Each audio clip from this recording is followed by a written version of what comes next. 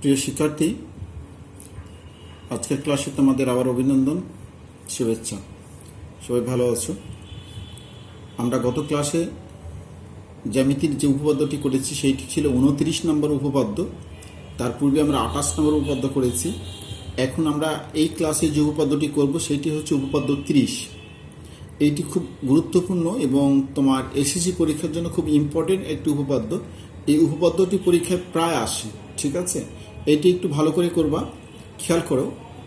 আমরা উপপাদ্যের বিষয়টি এখানে যেটি বলা হয়েছে কোশ্চেনে ফলো করো। উপপাদ্য 30 এখানে বলছে ত্রিভুজের যে কোনো কোণের মানে ত্রিভুজের যে কোনো কোণের বলতে ত্রিভুজের কোণ তো তিনটির ভিতরে যে কোনো একটি কোণের অন্তদ্বিখণ্ডক বিপরীত বাহুকে উক্ত কোণ সংলগ্ন বাহুদ্বয়ের অনুপাতে অন্তবিভক্ত করে। ঠিক আছে? তাহলে এর ভিতরে দুটি অংশ, একটি হচ্ছে অঙ্কন, অপরটি হচ্ছে প্রমাণ। প্রথমে অঙ্কন কি আঁকতে বলেছে? ত্রিভুজ। তাহলে প্রথমে একটা আমরা ত্রিভুজ এঁকে ফেলি, তারপর আমি তোমাদের বোঝানোর চেষ্টা করছি যে ওরা কি বলছে এইখানে। ঠিক আছে? তাহলে প্রথমে আমি একটি ত্রিভুজ আঁকলাম। এই ত্রিভুজটির নাম কিন্তু ওরা বলে নাই, আমি ত্রিভুজের নাম দিলাম ABC। ত্রিভুজ আঁকা শেষ। এবার কি বলছে? যে কোনো কোণের অন্তদ্বিখণ্ডক, তিনটি কোণের যে কোনো একটি কোণ এর অন্তদ্বিখণ্ডক, মানে এটাকে সমান দুভাগে ভাগ করতে হবে। ঠিক আছে? আচ্ছা, আমি আরেকটি চিত্র আঁকি পাশাপাশি, তাহলে একটু সুবিধা হবে। খেয়াল করো, এই চিত্রতে প্রমাণ করতে একটু কষ্ট হবে। এবার আমি এইভাবে করে একটা চিত্র আঁকলাম, ABC চিত্র আঁকা হয়েছে। এবার যে কোনো একটা কোণ, এটি একটি কোণ, এটির অন্তদ্বিখণ্ডক, মানে কোণটাকে, এই পুরো কোণটাকে সমান দুই ভাগে ভাগ করছে যে রেখাটি, এই রেখাটি এডি রেখা, এই কোণটিকে সমান দুই ভাগে ভাগ করেছে। তাই এই রেখাটির নাম হচ্ছে অন্তদ্বিখণ্ডক। যে অন্যকে সমান দুভাগে ভাগ করে এই রেখাটির নাম অন্তদ্বিখণ্ডক। অন্তদ্বিখণ্ডক আঁকা শেষ। বিপরীত, এখান থেকে বলছে বিপরীত বাহুকে, মানে কার বিপরীত? যে কোণটাকে সমান দুভাগ করলাম তার বিপরীত বাহুকেও কিন্তু দুই ভাগ করে ফেলেছে। কে? অন্তদ্বিখণ্ডক, মানে এডি রেখাটি কোণটিকে সমান দুভাগ করার সাথে সাথে কোণের বিপরীত বাহুকেও দুটি অংশে বিভক্ত করেছে। তাতে কি? তাতে হচ্ছে যে এই যে দুটি অংশে বিভক্ত করলো, এই অংশ দুটির অনুপাত হবে কার সমান? এই কোণ সংলগ্ন এবি এবং এসি বাহুর অনুপাতের সমান। এইটি প্রমাণ করতে বলছে। আশা করি বুঝতে পেরেছে। ওদের কথা মতো আঁকা শেষ। আঁকা হয়ে গেলে বিশেষ নির্বাচন। তাহলে বিশেষ নির্বাচনের দুটি পার্ট, চিত্রের বর্ণনা এবং প্রমাণের কথা। তাহলে আমি এখানে লিখি বিশেষ নির্বাচন। ঠিক আছে? মনে করি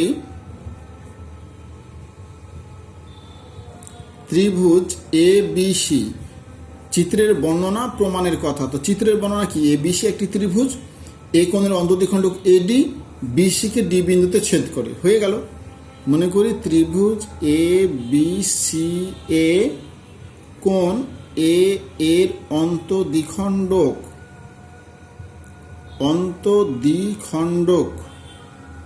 নাম কি? অন্তদ্বিখণ্ডক AD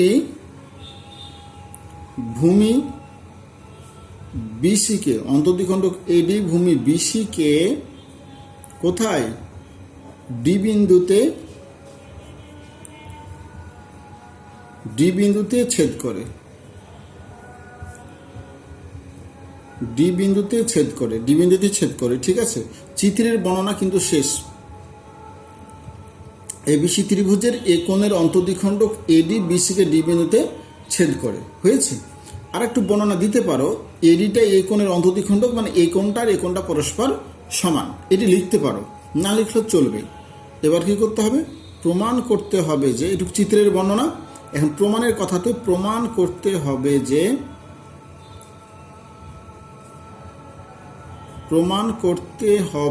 কি প্রমাণ করতে বলছে? প্রমাণ করতে বলছে যে এডি বিসিকে দুটি অনুপাতে বিভক্ত করেছে। অনুপাত দুটি কি? বিডি অনুপাত সিডি।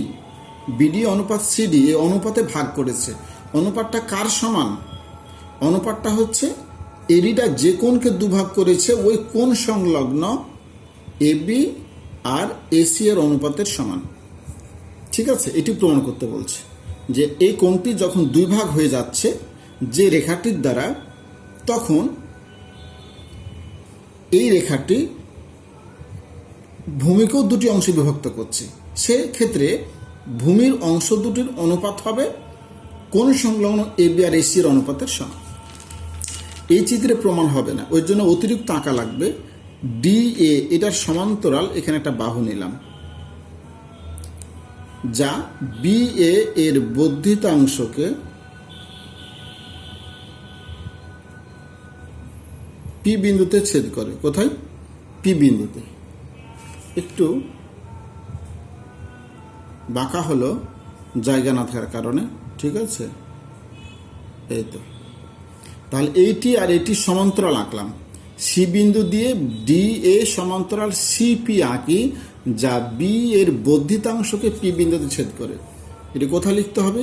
এটি তো ওরা আঁকতে বলে নাই।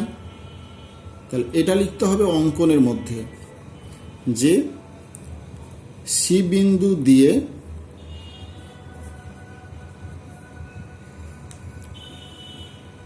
ডি এ সমান্তরাল সিপি আঁকি। ডি এ সমান্তরাল সিপি আঁকি, যা বি এর বর্ধিতাংশকে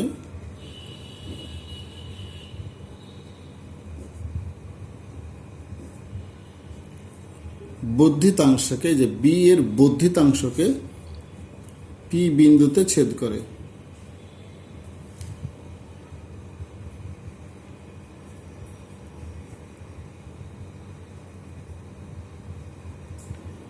প্রমাণ।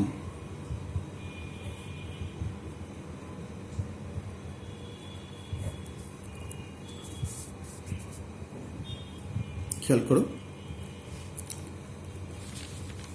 প্রথমেই আমাকে এপি আর এসি এই বাহু দুটিকে সমান করা লাগবে, তাহলে প্রমাণ শেষ। একটু বুঝতে পারলে হবে। এপি আর এসি বাহু দুটিকে সমান করা লাগবে। কেন সমান করা লাগবে সেইটি আমি পরে বলি। তো প্রথমে এপি আর এসিকে সমান করতে গেলে এই কোণটি আর এই কোণটি পরস্পর সমান হতে হবে। এই কোণটি আর এই কোণটিকে সমান করতে পারলে এই কোণের বিপরীত বাহু এসি, এই কোণের বিপরীত বাহু এপি পরস্পর সমান হবে। তাহলে দেখা যাক কি করে সমান করা যায়।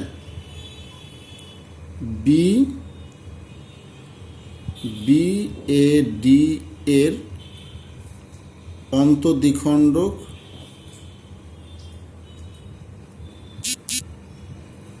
বি এ সি, এটা হবে সি। বি এ সি এর অন্তঃদ্বিখণ্ডক এডি। অতএব বি এ সি এর অন্তঃদ্বিখণ্ডক যদি এডি হয়, তাহলে এই কোণটার এই কোণটার সমান। কোণ বি এ ডি সমান কোণ সি এ ডি। এই কোণটার এই কোণটা সমান। কিন্তু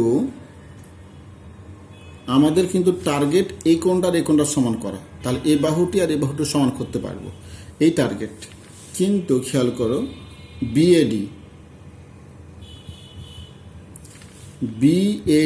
এই কোণটার সাথে এই কোণটার সমান। এপিসি কেন সমান বলতে পারো? ভাবো তো একটু। এই কোণটার সাথে এই কোণটার সমান, এটার এটা কিন্তু সমান, কিন্তু এটির সাথে এটি সমান।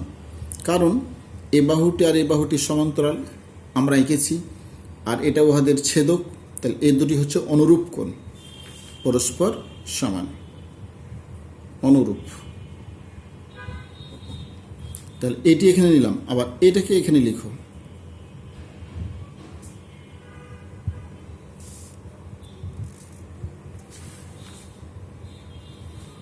এই কোণটিকে এখানে লিখলাম সি এ ডি সমান, এটা সমান কোনটা হবে?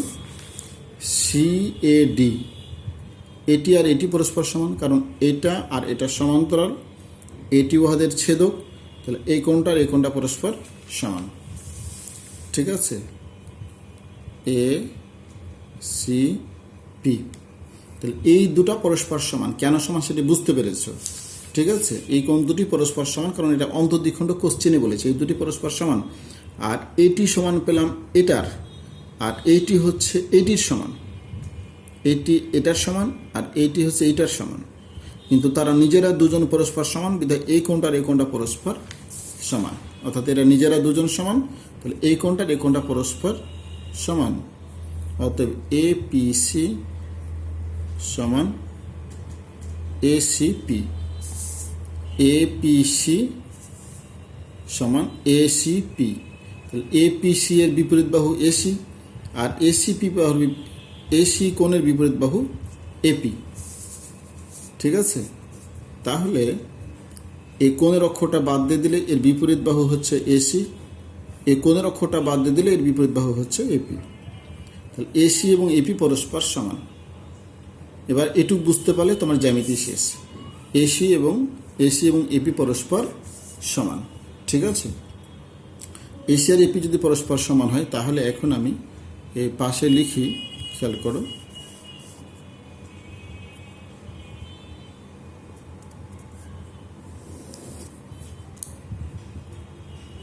তাহলে এখন